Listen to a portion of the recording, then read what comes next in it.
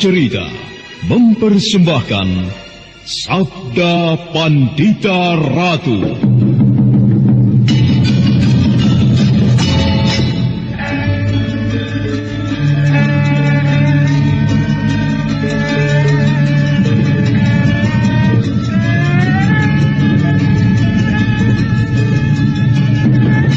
Kureguk anggur Mahadewa, kucicipi madu sabdanya. Bumi kuremas dalam genggamanku, matahari dan rembulan kutelan dalam perutku. Apakah mungkin aku akan menjadi bunga yang bisa kau petik dan kau sunting? Sementara jika layu, akan kau campakkan begitu saja, seperti cermin retak yang tak berharga.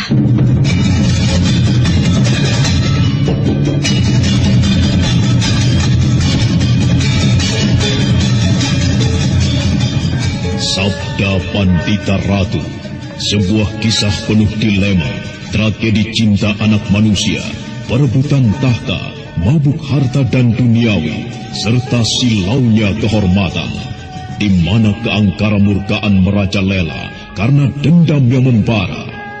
Kisah ini berlatar belakang berdirinya Singasari. Ken Arok, dialah pemuda yang merekuk pahit getirnya kehidupan. Namun sebenarnya, dialah yang harus melaksanakan sabda-sabdanya. Perjalanan sengsaranya adalah awal untuk meraih keberhasilan, untuk menuju kejayaannya di saat Singasari berdiri. Apakah cita-citamu itu, Kenomang? Aku ingin mengubah nasibku. Aku bosan dengan kehidupanku selama ini yang terlunta-lunta, akrab dalam pelukan kemelaratan. Kadangkala aku berangan-angan, aku adalah seorang istri dari Patih.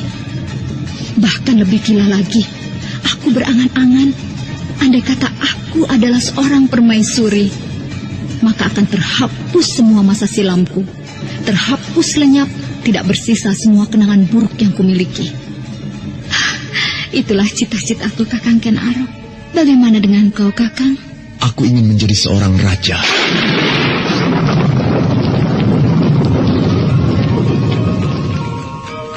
Sabda Pandita Ratu. Naskah ditulis oleh Pondra Swasti Langit, diolah oleh Agung Bahrodi, didukung oleh artis-artis terkemuka Ferry Fadli, Eli Ermawati, M. Abud, Ivone Rose, dan lain-lain.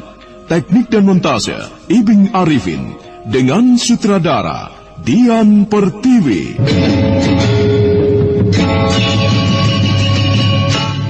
Sabda Pandita Ratu. Kali ini dalam episode ke-12 dengan judul Candi Swambara Budura, dengan para pemain Hari Akik sebagai Sakya Murti, Anas Sambayon sebagai Nyai Saur Pitutur, Naryo sebagai Presima, Wahyu Chandra sebagai Brahmana Loh Gawe, dan Asdi Suhastra, pengantar cerita.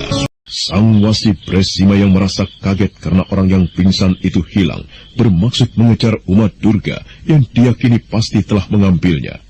Tetapi niat itu terpaksa dia tahankan, manakala mengingat dia tidak akan mampu menghadapi umat Durga yang memiliki kemampuan kanuragan yang sangat tinggi. Umat Durga telah mengambil orang itu. Sayang, aku belum mengenalnya. Akan tetapi,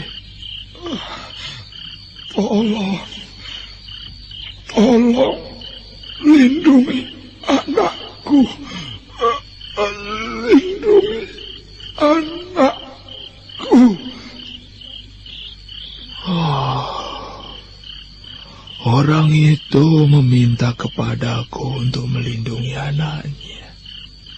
Siapa lagi anaknya kalau bukan Nyai Pinaka Swasti Ratu? Ya, pasti. Beberapa saat lamanya Wasi Presimat berdiri terpaku di tempatnya. Kemudian dia melangkah mendekati candi yang masih diselubungi oleh gelap yang pekat. Dalam kebingungannya, dia membiarkan waktu terus bergerak tanpa berbuat apapun. Hingga kemudian pagi hampir tiba. Di langit timur semburat merah lamat-lamat bersinar. Pagi akan segera datang. Sebentar lagi matahari tidak akan tercegah muncul di langit timur. Lalu apa yang terjadi dengan candi yang diselubungi kegelapan malam ini jika tersentuh oleh sinarnya? Ya, apa yang akan terjadi? Mendadak Sang Wasi Bresima menjadi tegang ketika memikirkan hal itu. Sebentar lagi matahari akan terbit, dan apakah yang bakal dialami candi itu ketika sinarnya menyentuh candi?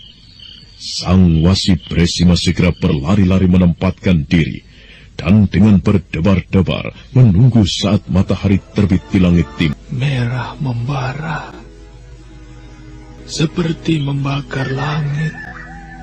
Candik Allah saat fajar pagi telah muncul.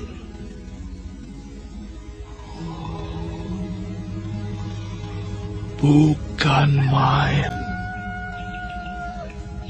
Ternyata benar dugaanku. Sinar matahari itu terpengaruh terhadap candi.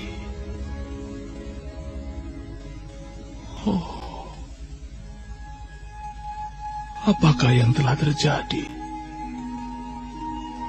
Gelap yang pekat itu bagaikan diaduk atau teraduk.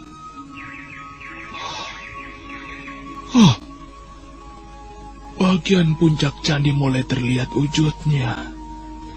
Ya, bagian puncak candi mulai terlihat wujudnya. Sinar matahari yang masih berwujud semburat merah di langit timur ternyata telah menyebabkan bagian paling puncak dari Candi Swambara Budura itu menampakkan diri. Terlihat dari samar-samar semakin jelas. Bresima terpaku di tempatnya berdiri, menyaksikan peristiwa yang terus berlangsung. Mula-mula bagian stupa yang terlihat. Sekarang stupa terlihat jelas. Akan tetapi bagian bawah, bagian bawah masih dilindungi oleh warna hitam yang kelam.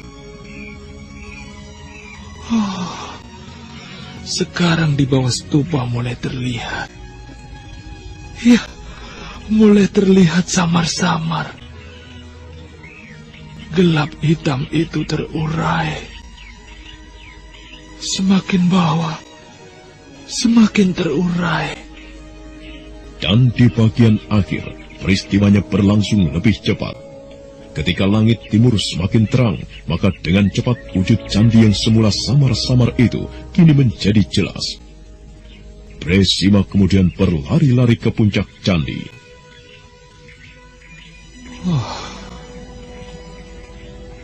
Apa yang sedang Tuan cari?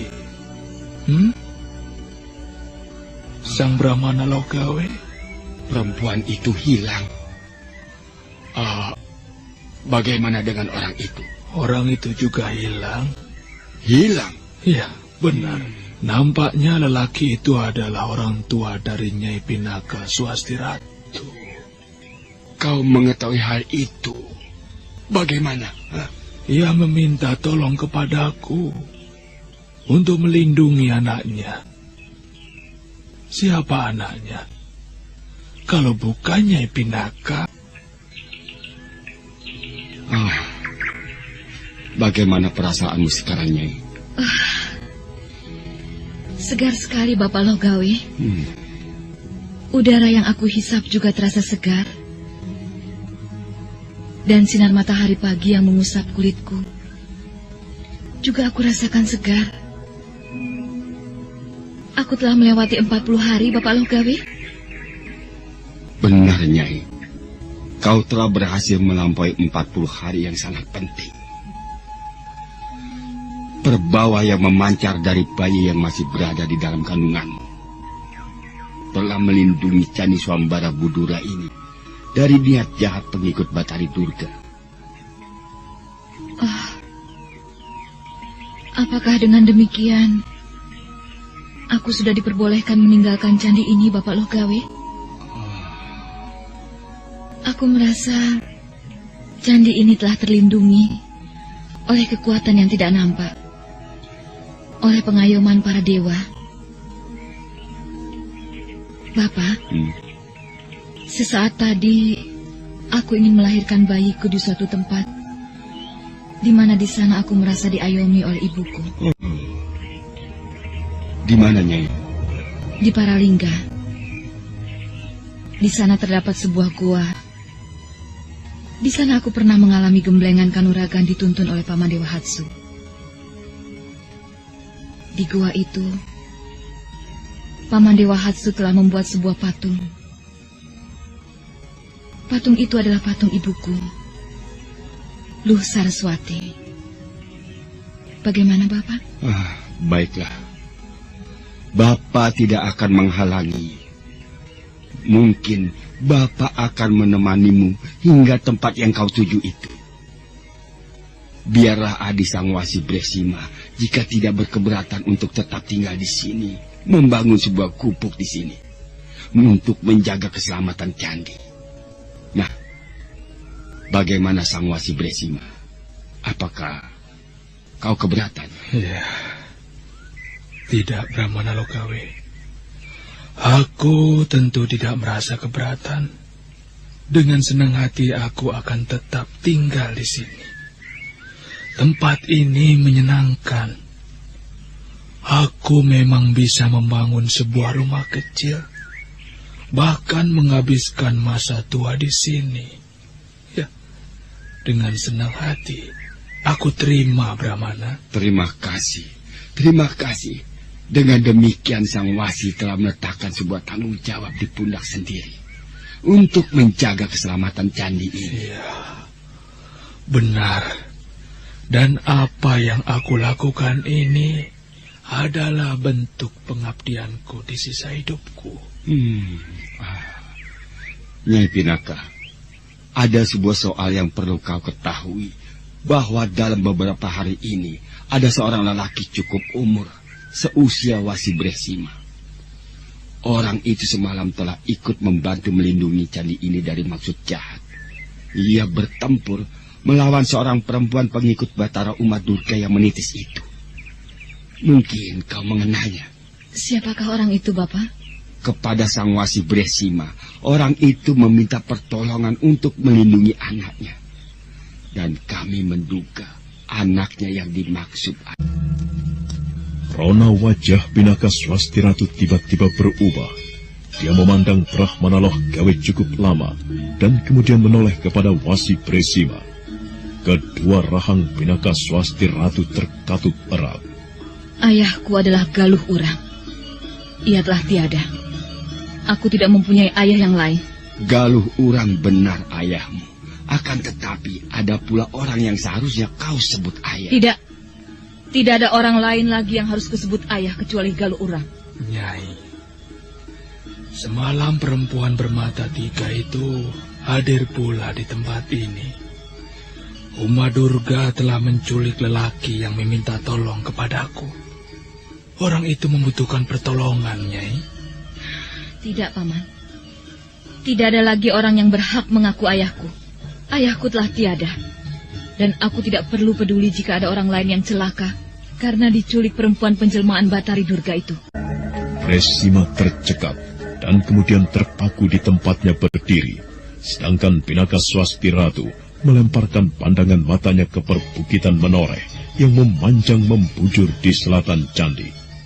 Pinaka bergolak hatinya, terasa teriris, dan air matanya kemudian bergulir di pipi.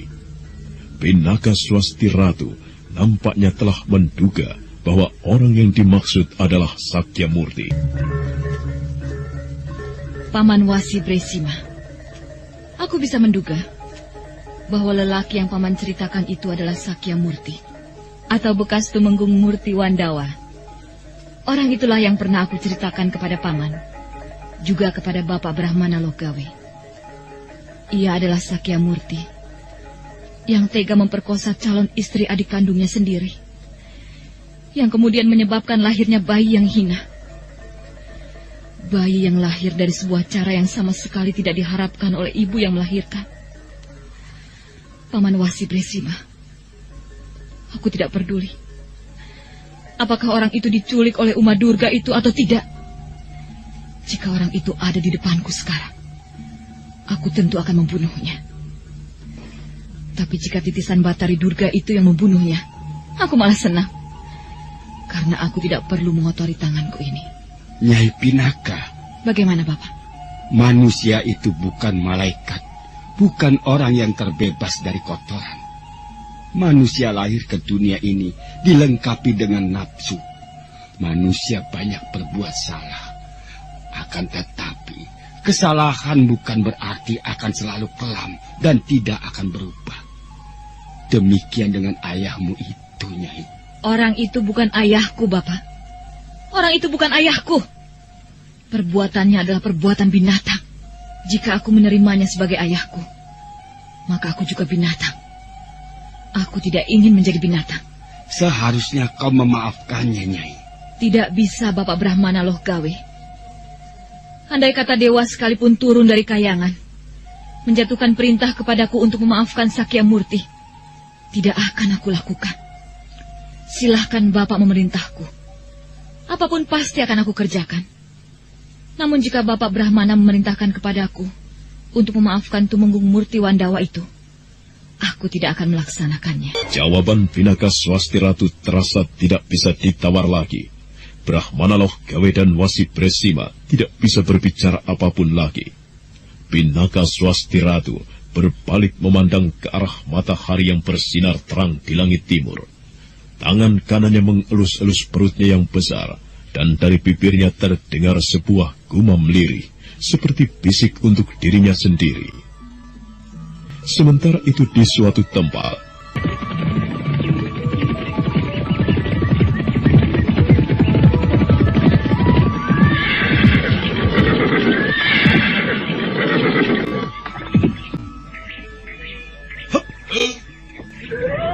Selamat pagi, Bapak.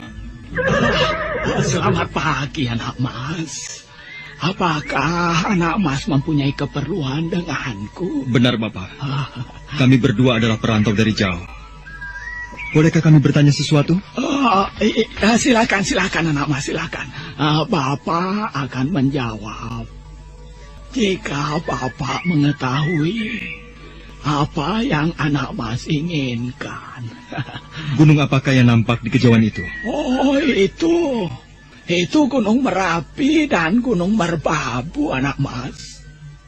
Dari sini dibutuhkan waktu sehari lebih sedikit untuk berkuda. Anak mas berdua akan ke sana. Benar, Bapak Petani. Kami akan ke sana, menuju suatu tempat yang diberi nama Swambara Budura. Apakah nama tempat ini, Kiai? Desa ini bernama Sangiran, anak mas. Kalau yang baru saja dilewati tadi bernama Desa Nogotontro. Anak mas mencari tempat bernama Swambara Budura. Benar, Kiai. Kalau aku boleh tahu, dari manakah asal Adi dan anak mas ini? Aku berasal dari Kediri, Kiai. Sedangkan pemuda ini berasal dari tempat yang lebih jauh lagi, yaitu dari Bumi Blambangan. Iya. Tempatnya di ujung timur Pulau Jawa ini. Bukan main. Ternyata berita mengenai Candi Murca dan sekarang telah timbul lagi itu telah sampai di tempat yang sedemikian jauh. Candi Murca? Apa yang dimaksud dengan Candi Murca itu, Bapak? Nampaknya kalian berdua belum mendengar jelas mengenai candi itu. Ya, baiklah. Aku akan dengan senang hati untuk menceritakannya. Karena kebetulan sekali, aku sendiri memang senang mendongeng. Mari, kita duduk di bawah pohon kelapa di sana itu. Di sana agak teduh. Dan kalau kalian menginginkan, kalian boleh memetik degan. Tetapi jangan minta kepadaku untuk mengambilnya. Dulu, ketika masih muda, aku terbiasa memanjat kelapa. Tetapi sekarang sudah tidak begitu berani lagi. Gemetar. Tawaran itu tentu kami terima dengan senang hati. Biarlah aku yang akan memanjat. Jangan Ki Juru. Biarlah aku yang memanjat. Aku yang paling muda. Untuk urusan panjat-memanjat, akulah yang paling dahsyat. Dengan cekatan, Kameswara kemudian memanjat pohon kelapa hijau itu, memetik beberapa butir dari jang-jang yang masih muda. Dengan lahap Kameswara dan Juru Sungging menikmati kelapa muda itu. Sedangkan petani tua pemilik pategalan dan sawah itu nampak belum bercerita sampai kedua tamunya menghabiskan kelapa muda yang dihidangkan. Wah, nikmat sekali. Iya, nikmat sekali. Seperti memakan buah-buahan dari surga lokal. Itu berlebih-lebihan, Adi. Masa hanya dengan saja Adi katakan buah dari surga lokal. Di sepanjang jalan yang Adi lewati, kan banyak pohon kelapa. Ya, benar. Akan tetapi jika kami harus mencuri, buah kelapa itu terasa bagai racun. Ya, jika bukan racun, pahit. Ya. Nah, Bapak, Ya. kami telah menghabiskan 4 butir kelapa. Perut kami terasa kenyang sekali. Kami sudah siap untuk mendengarkan Bapak bercerita tentang candi itu. Mengapa Bapak menyebutnya sebagai Candi Murca? Mengapa pula candi itu membuat geger? Yang bernama Candi Swambara Budura itu dulunya hanyalah sebuah bukit atau gumuk, di mana mudaku dulu aku pernah sampai di tempat itu. Sebuah gumuk, bukan candi. Itulah sebabnya jika sekarang di tempat itu telah berdiri sebuah candi. Maka candi itu dulunya disebut sebagai Candi Murca. Candi yang hilang dan kemudian menampakkan diri. Jadi candi itu sebelumnya tidak ada? Tidak ada, anak mas. Yang ada gumuk. Akulah saksi yang akan mengatakan bahwa dulu di tempat itu adalah sebuah gumuk. Dulu tempat itu tidak ada candinya. Akan tetapi sekarang di tempat itu tiba-tiba telah berdiri sebuah candi yang megah. Sebuah candi yang sangat megah. Mulai dari atas sampai bagian bawah gumuk itu tiba-tiba telah dipenuhi oleh bangunan-bangunan candi yang luar biasa indahnya. Apakah Bapak petani telah pergi ke sana dan melihatnya? Oh iya. Sekarang yang lalu kami berombongan bersama beberapa orang penduduk desa Sangiran ini, juga penduduk desa Nogotontro, datang menyaksikan. Candi itu ternyata lebih megah dari yang berada di Prambanan. Menurut Bapak, bagaimana candi itu tiba-tiba bisa muncul begitu saja di tempat itu? Hal itu memang membingungkan, anak mas. Aku tidak tahu. Akan tetapi cerita yang beredar di antara banyak orang, candi itu sebenarnya sudah ada di tempat itu sejak zaman dulu. Para Rakai Mataram yang membangunnya. Karena suatu hal, candi itu kemudian dimurcakan. Dengan sengaja memang dimurcakan. Mengapa, Kiai? Karena ada orang yang bermaksud untuk menghancurkannya dengan sebuah kepentingan. Entah kepentingan apa, aku sendiri tidak tahu. Tetapi orang yang sangat sakti melindungi candi itu dengan melenyapkannya dari pandangan mata. Itulah cerita yang beredar, anak mas. Bukan main. Benar-benar sebuah peristiwa yang aneh serta langka. Lalu bagaimana bisa terjadi? Candi itu sekarang menampakkan diri setelah sekian lama murca. 2 bulan yang lalu, bulan purnama, sebuah gejala alam terjadi, yaitu gerhana bulan, anak mas. Jadi ketika malam itu bulan purnama terjadi gerhana.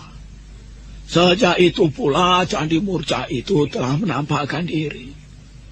Di gumuk itu telah berdiri sebuah candi. serta-merta memberitahukan siapapun, sambung menyambung, serta-merta memberitahu siapapun, sambung menyambung, sehingga anak Mas serta Adi mengetahui pula dan menyempatkan untuk datang kemari. Oh, dengan demikian tempat itu sekarang telah ramai menjadi tontonan, Kiai. Mula-mula iya, tetapi kemudian tidak. Orang-orang justru menjadi ketakutan dengan munculnya candi itu. Takut kualat, takut bencana, atau ketakutan yang lain. Cerita yang dipaparkan oleh petani tua yang lugu dan sederhana itu benar-benar mengusik perhatian Kameswara dan Ki Juru Sungging. Setelah petani tua itu rampung membeberkan ceritanya, Kameswara dan Juru Sungging melanjutkan perjalanan. Ketika senja tiba, mereka telah berada di kaki Gunung Merapi dan Merbabu. Malam menyebabkan mereka harus menghentikan perjalanan karena tidak mungkin berkuda menempuh lebatnya malam. Kameswara segera menyalakan perapian dari ranting-ranting kering. 2 bulan yang lalu, malam bulan purnama. Bukankah di saat itu sebuah peristiwa yang luar biasa telah terjadi, Ki Juru? Malam purnama saat itu terjadi perang besar antara Kediri dan Ganter. Kediri bagaikan air bah melanda Ganter. Mestinya Ganter porak-poranda mendapat serangan yang dipimpin oleh Tumenggung Ranapatma itu. Akan tetapi, gerhana bulan membuat keadaan menjadi terbalik sama sekali. Pasukan yang melakukan baris pendam justru saling menyerang di antara sesama kawan sendiri, yang kemudian telah menyelamatkan Ganter dari kehancuran. Dan di saat yang sama, Ganter, tepat ketika gerhana bulan itu terjadi, candi yang telah lama sekali murca itu telah menampakkan diri. Lalu, rahasia apa yang berada di balik peristiwa aneh itu, Ki Juru Sungging? Disiram oleh cahaya perapian, Kameswara menatap wajah Ki Juru Sungging, menunggu lelaki itu menjawab pertanyaannya. Namun ternyata pertanyaan itu juga berkecamuk di dalam hati Ki Juru Sungging sendiri. Dalam waktu yang bersama, ayah dan ibuku bermimpi. Pinaka berada di dalam candi dengan bayinya dan sedang dipeluk bahaya. Candi yang dimaksud adalah Candi Swambara Budura. Kemudian, 2 bulan yang lalu, terjadi gerhana bulan yang menandai 2 peristiwa besar dan luar biasa. Kediri digilas Ganter justru di saat gerhana itu sedang berlangsung. Kemudian di saat itu pula Candi Murca itu menampakkan diri. Lalu apa peranan Pinaka dalam peristiwa itu? Apa peran yang sedang dijalaninya? Apa yang kau lamunkan? Hei, apa yang kau lamunkan, Kameswara? Tidak, aku tidak melamunkan apa-apa. Aku tahu pikiranmu berkecamuk, diisi oleh bayangan candi itu. Sudahlah, Kameswara. Meski berbagai pertanyaan menggoda, sebaiknya malam ini kau gunakan untuk istirahat. Tidur sajalah. Baik, Ki Juru. Aku akan tidur. Dengan beralaskan rumput dan kepala bersandar pada buntalan pakaian, Kameswara kemudian memejamkan matanya dan memusatkan diri berusaha untuk tidur. Mula-mula terasa betapa beratnya, tetapi manakala dia berhasil menemukan pintu tidurnya, maka menjelajahlah ia ke alam mimpi dengan tidak terkendali. Pinaka Swasti Ratu, perempuan bermata aneh di keningnya. Apa yang mereka lakukan itu? Perempuan itu akan merebut bayi di gendongan Pinaka. Serahkan bayimu. Tidak. Serahkan bayimu. Tidak. Pergi kau. Jangan ganggu aku dan anakku. Serahkan bayimu. Tidak. Ayo, serahkan bayimu. Aku akan menjadikan sebagai santapanku yang paling lezat. Bayimu harus dipersembahkan kepada Sang Batari Durga. Ayo, mana? Berikan kepadaku. Tidak. Jangan diganggu anakku. Jangan. Kau tidak bisa menolak. Kau tidak bisa menolak perintahku. Ayo, berikan kepadaku bayi yang akan menjadi penggangguku itu. Sebelum ia menjadi besar, dia harus aku bunuh. Jangan. Langkah kemari. Berikan, ayo. Berikan kepadaku. Ayo. Berikan kepadaku. tidak mampu menolak perintah perempuan itu. Ia melangkah mendekat. Anak itu, ia melangkah mendekat. Anak itu akan diserahkan kepadanya. Bayi itu kepada... Ayo, berikan bayi itu kepadaku. Jangan! Jangan berikan bayi itu! Jangan! Kameswara! Kau bermimpi. Kameswara, bangun, bangun! Kau bermimpi. Iya, aku bermimpi ke Juru. Kau bermimpi apa, Kameswara? Anakku... tidak. Kameswara, telah beberapa hari kita menempuh perjalanan bersama-sama. Aku telah bercerita banyak, panjang lebar kepadamu. Tapi aku tahu, kau menyembunyikan sesuatu dalam hatimu yang terasa berat sekali bagimu untuk menceritakannya kepadaku. Tadi kau menyebut anakmu. Kenapa dengan anakmu? Tidak, aku tidak akan bercerita apapun. Ki Jurus Sungging tidak memaksa lagi. Dia tahu Kameswara tidak akan mau menceritakan apapun. Dengan bersungut-sungut, Jurus Sungging kembali berbaring. Kameswara justru berdiri dan berjalan menjauh. Jurus Sungging hanya memandang dengan menggeleng-gelengkan kepala. Kemudian dia tertidur, sampai akhirnya pagi pun tiba. Kenapa kau memandangi aku seperti itu? Siapakah engkau sebenarnya, Ki Jurus Sungging? Pertanyaanmu aneh sekali, Kameswara. Apa maksudmu? Tiba-tiba aku merasa bodoh sekali. Bodoh dan tolol. Apa pamrihmu tiba-tiba kau mengikuti aku, Ki Jurus Sungging? Apa maksudmu, Kameswara? Aku bertemu denganmu adalah ketika kau menerima uang upahan dari Nyai Sawur Pitutur untuk jasa yang telah kau perbuat memata-mataikan Arok. Siapa sebenarnya kau? Aku adalah aku. Inilah aku, Jurus Sungging. Apakah bukan karena kau memata-matai aku? Aku jadi semakin tidak mengerti dengan apa yang kau maksud itu, Kameswara. Jangan berbelit-belit. Katakan kepadaku apa maksudmu yang sesungguhnya. Itu tidak perlu. Ayo, katakan siapakah engkau? Kau menjadi tolol karena kau tidak bisa menolak apa yang sedang berkecamuk dalam hatimu, Kameswara. Jangan berbelit. Katakan apa yang kau maksud. Dan mengapa kau menuduhku memata-mataimu? Itu tidak perlu, Ki Jurus Sungging. Sekarang ada dua pilihan yang terpaksa kau hadapi. Kau mau mengakui apa peranmu, atau aku harus membeset topengmu dengan kekerasan. Gila. Rupanya kau sudah gila, Kameswara. Cepat! Aku tidak mengerti dengan apa yang kau maksud. Namun lebih dari itu, aku bukan jenis lelaki yang mau dihinakan begitu saja. Aku tahu kau berilmu tinggi. Sangat tinggi. Akan tetapi jangan kau berharap ketinggian ilmumu itu kau bisa pergunakan untuk menghinaku. Nah, kau mau apa? Jangan kau anggap aku bodoh karena tidak mampu menebak teka-tekimu, Ki Jurus Sungging. Aku yakin kau menawarkan diri untuk menemaniku, bukannya tanpa maksud. Aku tahu, perempuan bermata tiga itu mempunyai pandangan mata yang tajam. Ia memata-mataikan Arok. Tentu perempuan itu tahu pula persoalan yang pernah merentang antara aku dan Ken Arok. Perempuan itu mengetahui persoalan yang terjadi di Swambara Budura. Padahal aku juga mempunyai kepentingan di candi itu pula. Bukan mustahil.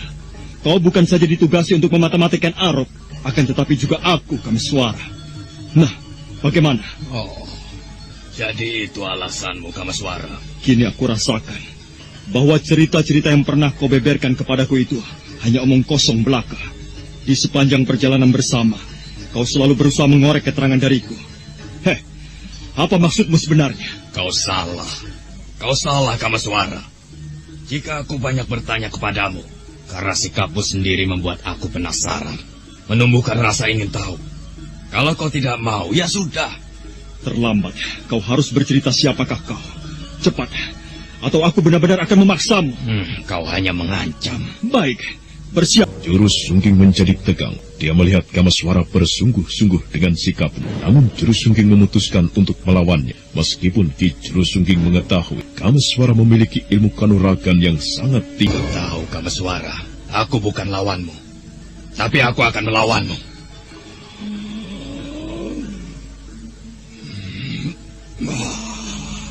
Nah, seranglah. Ku beri kesempatan kepadamu untuk mendahului aku dengan beberapa jurus seranganmu. Ulangi lagi Ki Juru Sungging, supaya kau yakin siapa aku dan bagaimana kemampuanku. Ayo, ulangi lagi. Awas!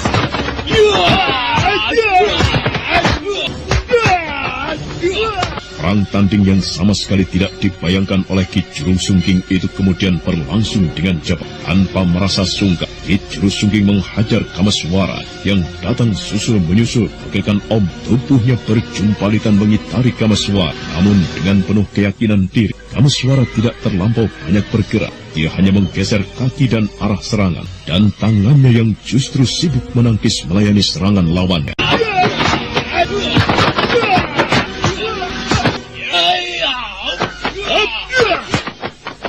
Apa yang bukan main, Ki Juru Sungging? Kau memang luar biasa, Kameswara. Kau seperti karang yang angkuh. Aku memang karang. Sayang kau belum bisa menjadi prahara. Jika hanya ombak biasa, tidak akan mampu menggerogoti. Kau tidak percaya? Ulangi lagi seranganmu, Ki Juru Sungging. Dengan senang hati aku akan melayanimu. Sombong sekali kau, Kameswara. Terserah kepadamu. Aku merasa ilmuku lebih tinggi darimu. Kau tidak akan bisa mengingkari kenyataan itu. Pergunakanlah otakmu. Kalau kau merasa mempunyainya, mengakulah. Apa sebenarnya peranmu? Sayang sekali. Kau salah, Kameswara. Aku tidak merasa menyimpan rahasia apapun. Kalau begitu, jangan salahkan aku jika aku terpaksa menggunakan cara yang tidak kau sukai. Aku akan memaksamu. Kalau perlu dengan menyiksamu. Pandangan mata Kameswara terhadap Ki Juru Sungging nampak menyala-nyala dan berkobar-kobar. Terlihat jelas bahwa persoalan itu membuat Kameswara benar-benar marah. Tidak ada cara lain yang bisa ditempuh oleh Ki Juru Sungging kecuali dengan menggunakan ajian pamungkasnya. Nah, apakah sebenarnya yang sedang bergolak di benaknya? Dan bagaimana pula dengan sikap Ki Juru Sungging? Saudara pendengar, untuk mengetahui jawabannya, ikutilah kelanjutan kisah ini dalam seri berikutnya. Sampai jumpa.